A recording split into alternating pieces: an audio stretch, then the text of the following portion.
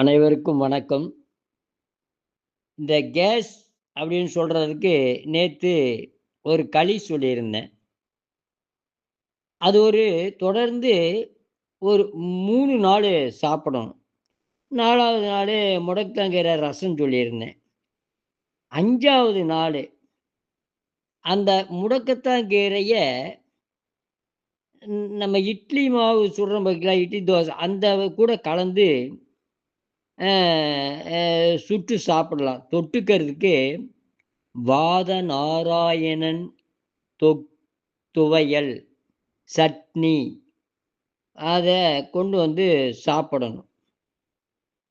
அதுக்கப்புறம் 6வது நாளு அத வாதநாராயண இலைய ரசம் வச்சு சாப்பிடணும். 7வது நாளு அதே களிங்க. அதே களியில இது எல்லாம் தொட்டு சாப்பிடணும். களி மத்தியான நேரத்தில சாப்பிட்டே ஆகணும். அந்த அரிசி சாப்பாடுன்றது சாப்பிடக்கூடாது. உருளைக்கிழங்கு, வாழைக்காயி, முருங்கைக்காயி இந்த கிழங்குகள தொடவே கூடாது. அதுக்கப்புறம் புளிப்பு ரொம்ப கம்மி பண்ணிக்கணும். புளிப்ப ரொம்ப கம்மி பண்ணிக்கணும்.